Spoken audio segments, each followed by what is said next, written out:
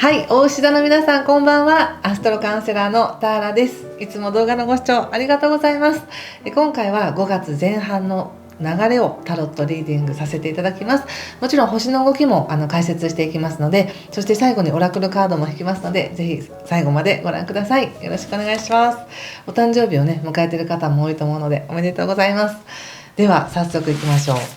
私の方で星のことが大好きとかタロットも好きですっていう方向けのメンバーシップをやっています。どんなことしてるのかなっていうのはまた概要欄に詳細ページがありますので、そちらをご覧ください。そして月末に翌月の星の流れ運勢を、LINE で無料配信していますので、まだお友達登録されてない方はぜひご登録お待ちしております。では行きましょう。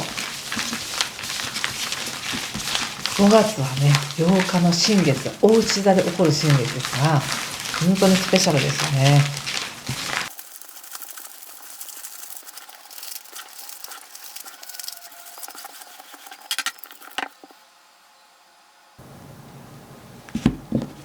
はい、じゃあ一緒に見てみましょう。はい、ワンド8の逆、カップクイーン逆、カップ2の逆、そしてカップ4、戦車逆、節制、ワンド5の逆、気をつけることや対策はナイトですね。あとソードのナイトとタワーの逆とオラクルはじゃん、ペンタクルスの7逆ですね。へえ。まあちょっと星の話を先にさせてください。まずですね、4月のね25日以降っていうのはやっとね彗星も順行に戻りまして、物事がすんなり進みやすくなるとか考えがまとまりやすくなるっていうのがあります。でさらに4月29日以降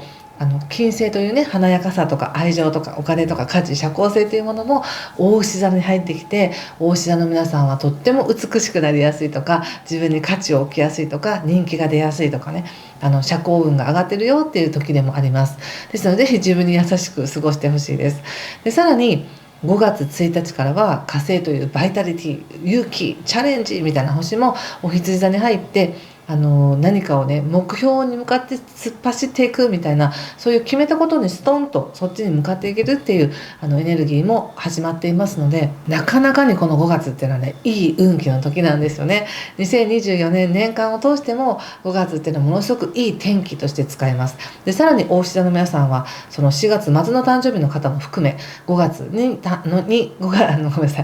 月に誕生日を迎える方は特にね誕生日からいい切り替えができるっていう流れです。で別に誕生日からじゃなくても、5月の8日の新月を機にとかでもいいですし、とにかく細かい日付というよりはこの5月前半を通して何かしらのプラスの出来事が起こってくると思っておいてください。これが目先のことだけで言うと自分にとってあまり都合が良くなかったっていうこともあるかもしれませんが、それは後から考えた時に本当にそれで良かったねっていうようなことになるんですね。ですのでこの5月の前半ってものすごく宇宙から応援されている。そしてその応援を大志田の皆さんは確実にキャッチして何か自分のものにすることができる、確実にキャッチして自分の人生でプラスに働かせることができると思っておいてください。特に5月の中旬もですね、もう本当に自分自身に光は当たってるし、なおかつ発展運があるので自分が舞い上がっていくような運勢もあるし、ビジネスだったり面白いことが起きるみたいな感じなので、おそらくですけどそういうことを起こしたいな、人生を変えたいなと思ってらっしゃる方にとっては何かしらいいヒントだったりとかチャンスっていうものが転がってると思いますよ。ぜひね可能性を狭めずに広げて感じてみてくださいね。その上でカードを読ませていただきますが、何かそういうね大きな変化が起こりそうっていう時にカードで見た時に流れが速くてついていけませんみたいな感じのカードが出ています。これはすごくもう自分の意に反して流れが速いみたいなね。でそれがその準備ができている方にとってはやったー来たーみたいな感じで飛んでいけるし、どんどん流れにも乗っていけるんですけど、もともとやはり大志田の皆さんというのはしっかりと準備したいとかゆっくりと確認しながら進んでいきたいという方も多いと思うので、何かそういうこう早すぎる流れについていくのが必死だわみたいな、どうしよう乗っていけるかなみたいな、そういう感覚でいらっしゃるかもしれませんね。ただどのように人生が変化していくかっていうのは本当にわからないんです。人それぞれやってることも考えてることも違うので、その今の現状でこれを変えたいっていう思いが強くある方にとってはもう簡単にそれは変わるし、そうじゃなくてこっちで来ましたかみたいな、全然違う方面からその自分の人生が良くなるヒントが飛んでくるかもしれないんですけど、ただ共通して言えるのは、まず自分の感覚や感性がビリビリとかね、ざわざわとかモヤモヤかもしれませんけど、何か動くわけですよ、感覚が。その感覚がヒントです。だからいつもと違うな、なんでいつこんなことが気になっているのかなとかっていうのもそうだし、何か感性がね非常に敏感になってこのエネルギーをキャッチできるようになってますよっていうふうに言われているので、もしかしたらそれが落ち着かないとか心配だっていうナーバスな方に出ている方もいらっしゃるかもしれませんが、ナーバスになってるってことはもうエネルギー受け取ってますからっていうことなので、心配しないでください。そしてここまでの流れとして4月もね人間関係も良かったと思いますし、もしかしたら4月に自分が手放すべきものをたくさん手放したのかなって感じもします。でそれが特に断捨離とかしてね、本当に物理的に何かを手放していくっていうのももちろんいいんですけれども、何か人との関係性の中でこのカードとても面白いんですよね。これカップの2ということでね、すごく2人の、これは人間とは描かれてませんけども、すごくなんていうのかな、2人が向き合って抱き合って関わることによって自分の中の硬い部分が溶かされていくみたいな、そんな感じなんです。なので人と関わることによって新たに芽生えていくものもあるし、自分はこうなんだと思っていたものが溶かされていって新しい形に変容していくっていうね、すごく可能性のあるカードが出ているので、おそらくこの5月前半までの間に関わった人たちだったりとかコミュニケーションを取った人たちだったりとか、何か感情をシェアしたことによって何かが変わってきてませんかっていうお知らせがあります。これどっちだったかな、5だったかな、どっちでもいいです。これどっちでも同じの意味なので。そしてその可能性というものがどんどん広がった上で、じゃあ5月はい始まりましたってなった時にやっぱりためらってしまいそうだなって感じがありますね。やっぱりこれだけ運が強い時っていうのはエネルギーに当たりすぎてしんどいみたいな、そんな感じもちょっとあるんですね。太陽の光で例えると分かりやすいと思うんですけど、ものすごくいい天気ですねってなっても光バーン来たら焼けすぎてしんどいとか暑すぎてしんどいっていうのもあったりとか、ものすごい高級食材みたいな栄養価たっぷりの食材って言ってもそればっかり食べたら胃がもたれるみたいな、そういうエネルギー強いがゆえに消化するのに少し時間がかかるっていうのがあるので、すごいいい流れが来てるとかチャンスすごい来てるし、もう今から変わるのかっていう時にナイーブになっててストレスに感じたりとか、もう体がついていかないとか、感情的にももうちょっと待ってみたいな、そういうちょっと抑えたくなるみたいな感覚があります。ちょっと待ってくださいね。でももしかしたらちょっと待ってって思う感覚っていうのは単に自分の頭の中で納得したいだけなのかもしれません。納得するだけの理由をまだ用意できてないからちょっと待ってって言ってるだけなのかもしれなくて、頭で考えずにもう動いていってねっていう感じもします。頭でも納得させようと思ったら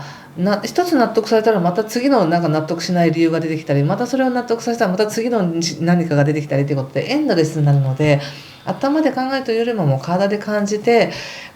今この流れ来てるってこういうことかなとか、今すごくざわざわしてたけどなんとなくこのざわざわはやっぱりそうするってことかなとか、そういう感覚で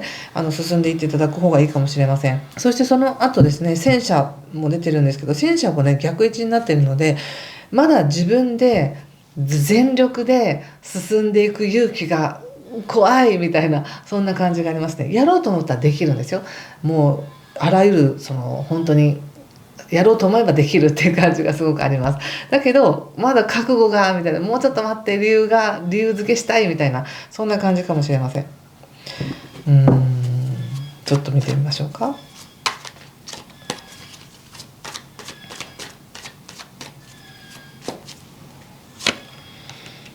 でもやっぱり走っていくんだみたいな感じがありますね。なんかねちょっと憂いに浸りたいみたいな、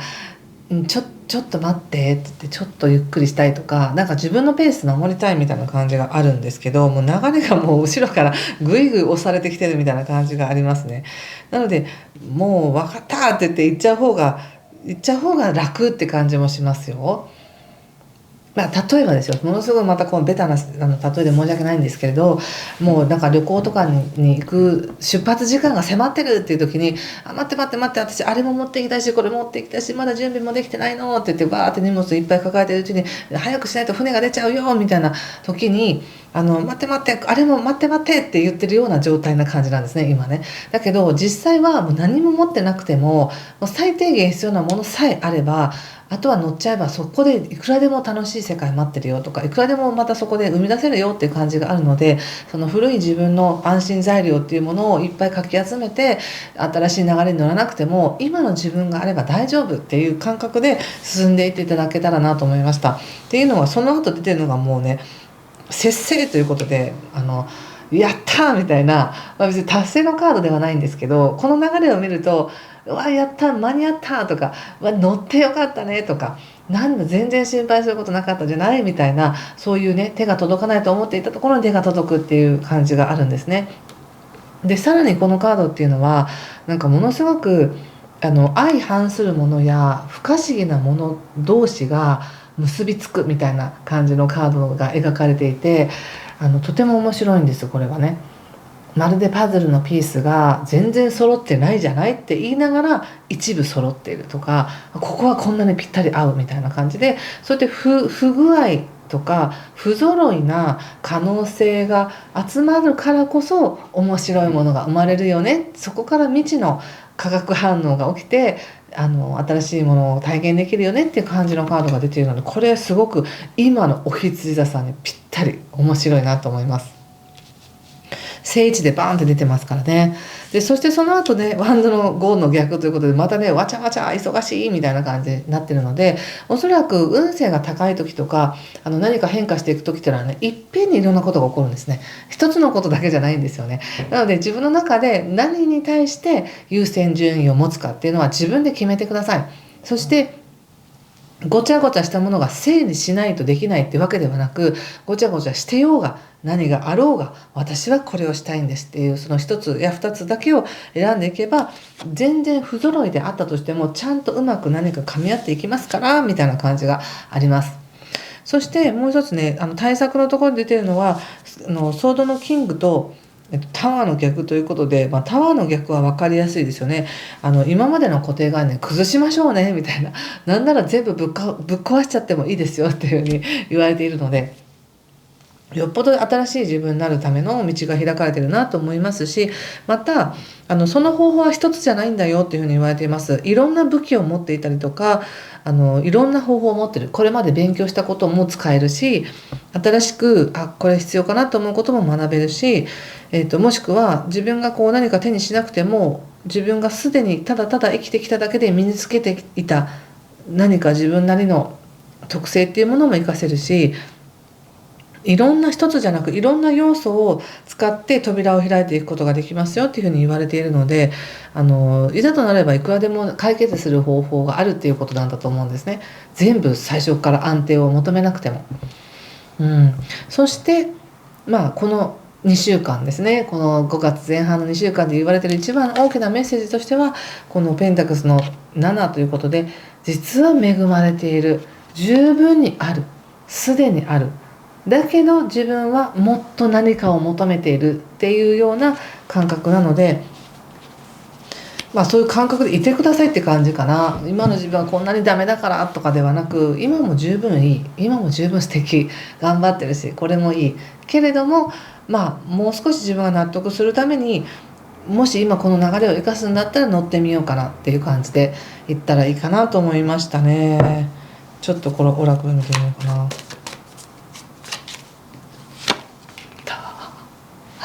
太陽が出ました。オラクルに太陽ですよ。もう本当に応援されてます。本当に豊かなエネルギーが今自分に流れてきてると思っておいてください。どれだけ受け取れるかはその人のキャパによりますけどね。なので固くなく今の自分でできることをとにかくやっていく、失敗したっていいじゃないぐらいの感覚がいいと思います。そして最後オラクルも見させてください。いや面白い流れでしたね。これはもう本当に素晴らしいいい転換期になると思います。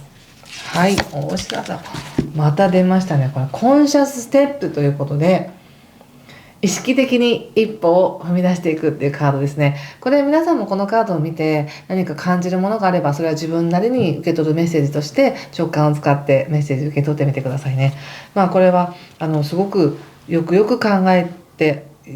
た上でやっていくことだったりとか、ずっと願っていたことに対してようやく一歩を踏み出すよっていうね。でそれがもしかしたら安定の道ではないかもしれないけれども、でもそれはものすごいセレブレーションとともにその一歩を踏み出せることで、応援の光はたくさん届いてるよっていう感じがしました。